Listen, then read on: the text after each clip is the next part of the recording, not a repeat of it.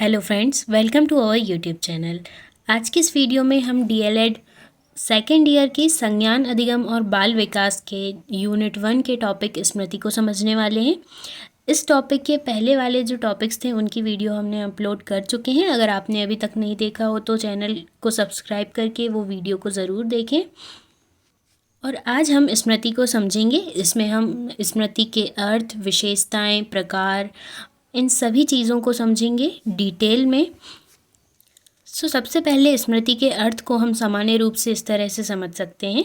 स्मृति वह मानसिक प्रक्रिया है जिसमें मनुष्य अपने अनुभवों को अपने अवचेतन मन में संग्रहित करके रखता है, ना कि केवल अनुभव या किसी तथ्य को या किसी भी चीज़ को अपने अवचेतन मन में संग्रहित करके रखता है और आवश्यकता पड़ने पर चेतन मन में लाकर उसे पुनः याद करता है और उसका उपयोग करता है। ये एक सामान्य सी अवधारणा थी स्मृति की।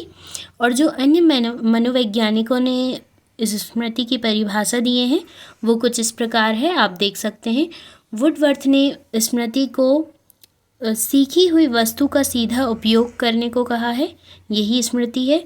और मैकडूगल ने कहा है कि स्मृति से तात्पर्य है अतीत की घटनाओं के अनुभव की कल्पना करना और इस तथ्य को पहचान लेना कि ये अतीतकालीन अनुभव हैं।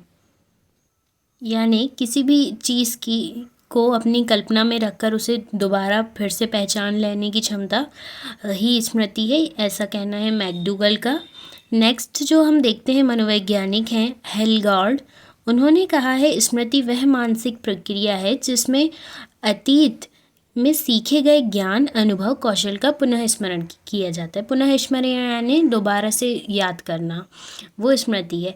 और नन के अनुसार हमारे अनुभवों को संचित करके रहने वाली शक्ति जब चेतना से युक्त होती है तब हम उसे स्मृति कहते हैं। ये जो परिभाषाएं हैं इनमें से एक ऑब्जेक्टिव बनकर एग्ज़ाम में पूछ लिया जाता है।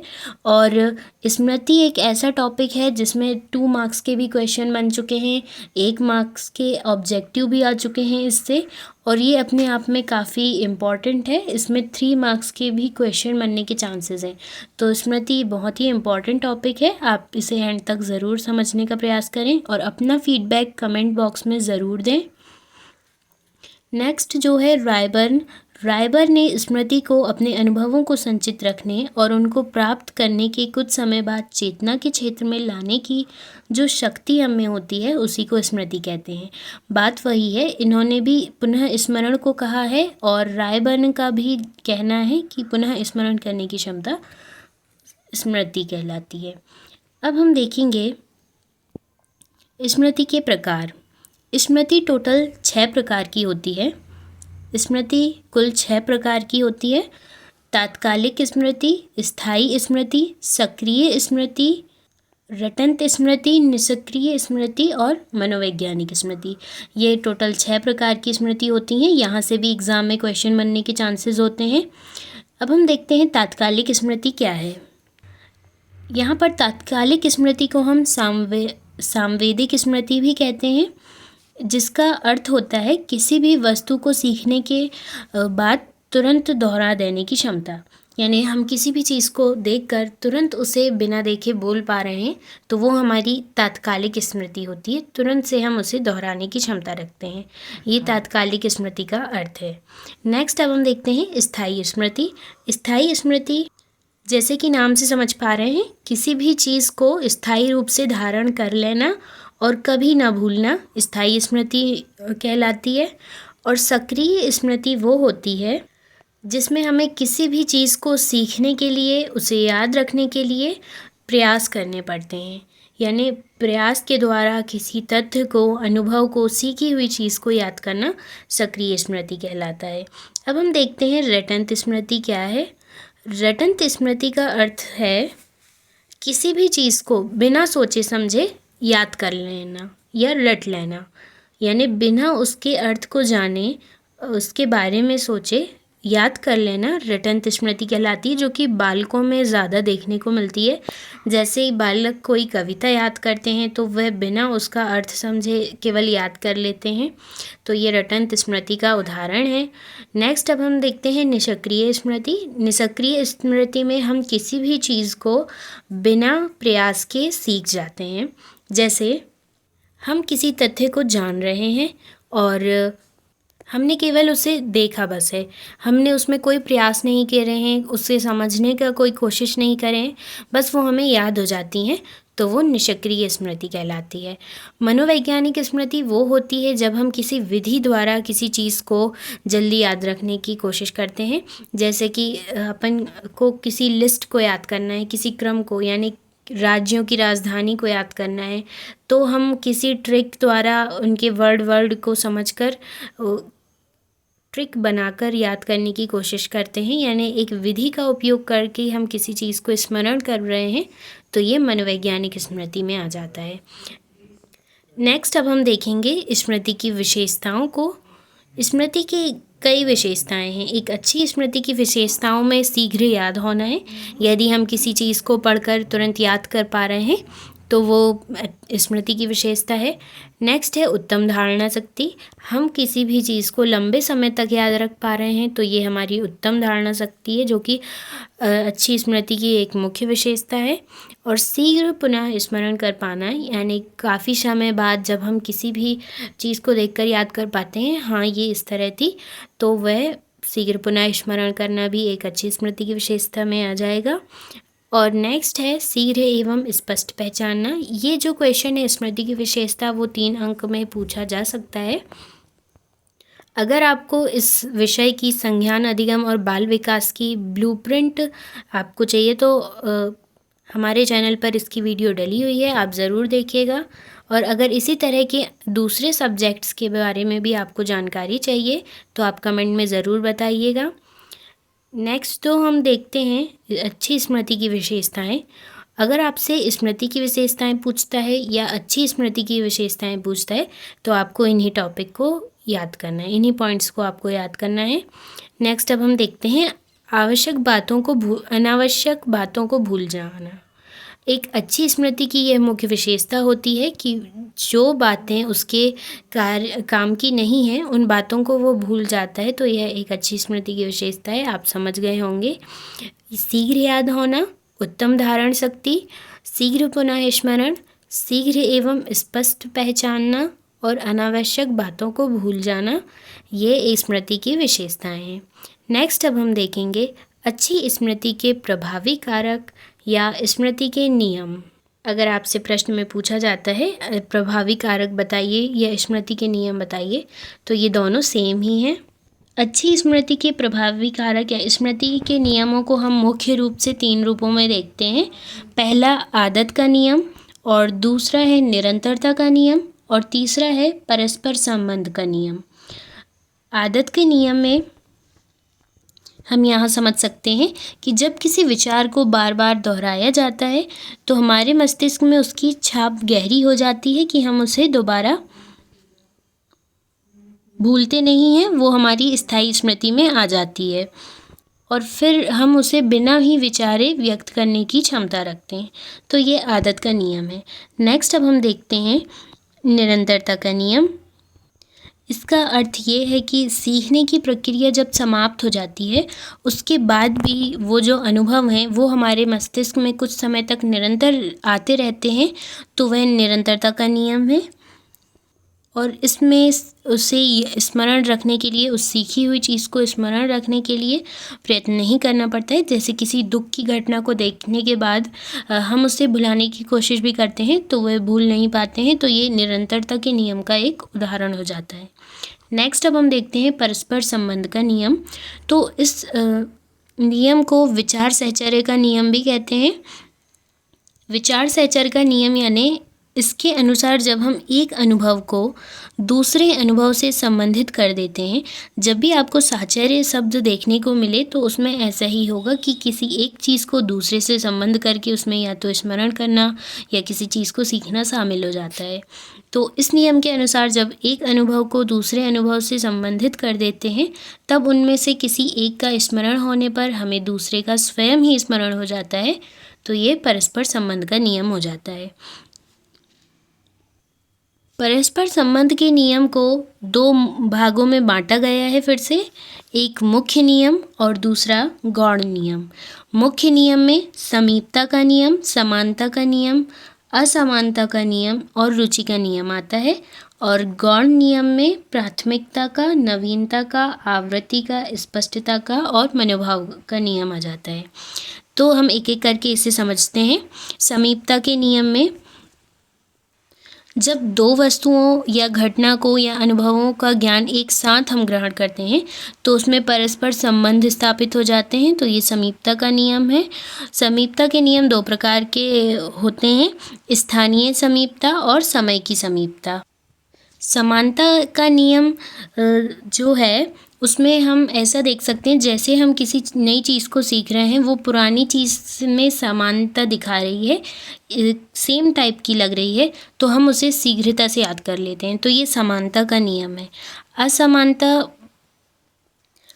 असमानता या विपरीतता भी कहते हैं जिसे, उसके नियम में हम किसी भी वस्तुओं को एक दूसरे से डिफ्रेंशिएट कर कर सीखने का प्रयास करते हैं, दोनों की विभिन्नताओं को देखकर उसमें याद करते हैं, तो वह असमानता या विपरीतता का नियम आ जाता है।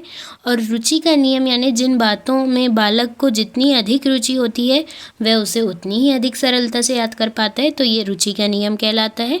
अब हम बात करें विचार साहचर्य के गौण नियमों की। हमने देखा था मुख्य नियम और गौण नियम। मुख्य नियम आई होप कि आप समझ गए होंगे। अब हम देखते हैं गौण नियम। गौण नियम में प्राथमिकता का नियम आ जाता है। प्राथमिकता का नियम का अर्थ है कि जो अनुभव सबसे पहले प्राप्त होते हैं उनका प्रभाव मस्तिष्क पर बहुत दिनों तक रहता है और उन्हें सरलता से पुनः स्मरण किया जा सकता है, यानी दोबारा फिर से याद किया जा सकता है। तो यह प्राथमिकता का नियम है। और नवीनता का नियम यानी जो अनुभव जितने अधिक नए नए होते हैं उन्हें हम शीघ्रता से और बहुत ही सरलता से याद कर लेते हैं।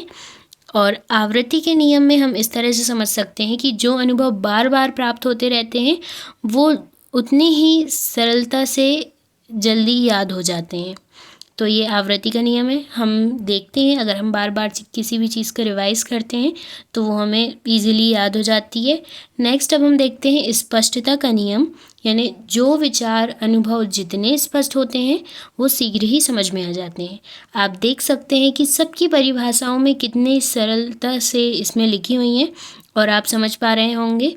इसी तरह से आपको दूसरे टॉपिक के भी चाहिए या किसी अन्य सब्जेक्ट के आपको चाहिए कंटेंट तो आप कमेंट में ज़रूर बताइएगा। अब हम देखते हैं मनोभाव का नियम। व्यक्ति अपने मनोभावों के अनुसार अनुभवों का स्मरण करते हैं, और जैसे इसके एग्जाम्पल से हम समझते हैं, जैसे कोई दुखी व्यक्ति है तो वह दुख या कष्ट की बातों को ही याद रखता है, और कोई प्रसन्न या सुख व्यक्ति है तो वो आनंद भरी बातों को याद कर पाता है। इसी तरह जो दुखी की दशा में होता है जो व्यक्ति, उसके विचारों में उदासीनता होती है। नेक्स्ट अब हम देखते हैं स्मरण करने की। आई होप कि आपको ये समझ में आ गया होगा विचार साहचर्य के मुख्य और गौण नियम। अब हम देखेंगे स्मरण करने की विधियाँ। हम किस किस विधियों द्वारा पुनः चीज़ों को स्मरण कर सकते हैं, यानी अपनी चेतन मन में किसी अनुभवों को, तथ्यों को वापस ला सकते हैं, उसकी विधियाँ हैं। पहली है पूर्ण विधि। इसमें पूरे पाठ को आरंभ से अंत तक एक ही बार में पढ़कर याद कर लिया जाता है, यानी कोई भी कंटेंट है उसको हम स्टार्ट से लेकर एंड तक पढ़ते हैं और वो हम याद कर लेते हैं, तो ये पूर्ण विधि कहलाती है। कॉलसिनिक ने भी कहा है कि यह विधि बड़े बुद्धिमान और परिपक्व मस्तिष्क वाले बालकों के लिए उपयोगी होती है। नेक्स्ट है खंड विधि। इसमें हम पाठों को कई पार्ट्स में डिवाइड करके चीज़ों को याद रखते हैं, और यह विधि जो है छोटे, कम बुद्धिमान और साधारण बालकों के लिए उपयोगी होती है। अब हम देखते हैं मिश्रित विधि। इस विधि में जो पूर्ण विधि और खंड विधि थी उन दोनों का साथ साथ प्रयोग किया जाता है, यानी पहले पूरे पाठ को आरंभ से अंत तक पढ़ते हैं, फिर उसे खंड में बांटकर उनको याद करने का प्रयास करते हैं। प्रगतिशील विधि में पाठ को अनेक खंडों में बांट लेते हैं। सबसे पहले पार्ट को पढ़ते हैं, फिर बाद में दूसरे पार्ट को, फिर पहले और दूसरे को एक साथ पढ़ते हैं, फिर तीसरे को पढ़ते हैं, फिर फर्स्ट, सेकंड और थर्ड पार्ट को पढ़ते हैं, फिर चौथे को पढ़ते हैं। तो ये प्रगतिशील विधि है। नेक्स्ट है अविराम या निरंतर विधि। इस विधि में बिना बीच बीच में रुके पाठ को लगातार दोहराया जाता है। यह विधि तात्कालिक स्मृति के लिए अच्छी होती है। और नेक्स्ट अब हम देखते हैं अंतरायुक्त या सांतर विराम विधि। यह विधि अविराम विधि की उल्टी होती है, यानी इसमें पाठ को थोड़े थोड़े अंतर या समय के बाद याद किया जाता है। इसका मतलब हम ऐसे समझ सकते हैं, हम किसी भी चीज़ को याद कर रहे हैं, उसके थोड़ी देर बाद हम 5 मिनट या ब्रेक लेंगे, फिर उसके बाद हम फिर पढ़ेंगे। इस तरह से बीच बीच में ब्रेक लेते हुए पढ़ना अंतरायुक्त या सांतर विराम विधि कहलाती है। और यह अंतरायुक्त विधि स्मरण करने में सर्वोत्तम परिणाम प्राप्त करती है, यानी ये स्थायी स्मृति में चीज़ों को रखने के लिए काफ़ी यूज़फुल होती है। नेक्स्ट अब हम देखते हैं सक्रिय विधि। इस विधि को उच्चारण विधि या स्वर विधि भी कहते हैं। इसमें स्मरण किए जाने वाले पाठ को छात्र बोल बोल कर याद करते हैं और यह विधि छोटे बालकों के लिए ज़्यादा उपयोगी होती है। इसमें स्टूडेंट क्योंकि इंटरेस्ट भी लेते हैं और उच्चारण भी ठीक तरह से हो जाता है। अब हम देखते हैं निष्क्रिय विधि। यह विधि सक्रिय विधि की उल्टी होती है। आप देख सकते हैं कुछ चीज़ें एक दूसरे के बिल्कुल अपोजिट हैं, ईजिली याद होने वाली चीज़ें। अगर एग्ज़ाम में पूछा जाता है तो आप आसानी से इसे लिख सकते हैं। निष्क्रिय विधि जो है वो सक्रिय विधि की उल्टी है। इसमें याद किए जाने वाले पाठ को मन ही मन में पढ़कर याद किया जाता है और यह विधि अधिक आयु के छात्रों के लिए ज़्यादा अच्छी होती है। नेक्स्ट अब हम देखते हैं रटने की विधि। रटने की विधि में किसी भी चीज़ को बिना सोचे समझे बार बार पढ़कर रट लेना रटने की विधि कहलाती है। निरीक्षण विधि में पहले किसी भी जिस चीज़ को याद कर रहे हैं उसका निरीक्षण करेंगे, फिर उसको याद करेंगे। विचार साहचर्य की विधि में हमारे जो पूर्व ज्ञान है उसके सहारे से किसी नई चीज़ को जोड़कर याद करने का प्रयास करेंगे, वो विचार साहचर्य विधि है। मैंने आपको पहले भी बताया है, साहचर्य का अर्थ है कि पहले वाले ज्ञान को दूसरे ज्ञान से जोड़कर किसी नई चीज़ को सीखना या याद रखना। उसमें अलग अलग टॉपिक्स आप ऐड कर सकते हैं। आप वर्ड का मीनिंग समझ लें, आप कई आंसर इसमें लिख सकते हैं अगर पूछा जाता है तो। अब नेक्स्ट जो है स्मृति संग्रहण की विधि। इस टॉपिक को आप पढ़ना चाहते हैं तो आप कमेंट में ज़रूर बताइएगा। आपको हमारी ये वीडियो कैसी लगी ये भी कमेंट में ज़रूर बताइएगा। अगर आपको इसी तरह के दूसरे सब्जेक्ट्स की भी वीडियोस चाहिए या कंटेंट चाहिए, प्रीवियस ईयर के क्वेश्चन चाहिए, ब्लूप्रिंट चाहिए, तो आप कमेंट में ज़रूर बताइएगा। और इसी तरह हमारी डेली क्लासेस में ज्वाइन रहिए। और अभी तक हमारे चैनल को सब्सक्राइब नहीं किया है तो सब्सक्राइब ज़रूर कर दें, बेल आइकन का बटन ऑन कर दें ताकि कोई भी अपडेट्स आप तक पहले पहुंच सकें। और इस वीडियो को लाइक करें, हमारी डेली क्लासेस में ज्वाइन रहें, अपने थॉट्स डाउट्स को कमेंट में ज़रूर शेयर करें। Thanks for watching.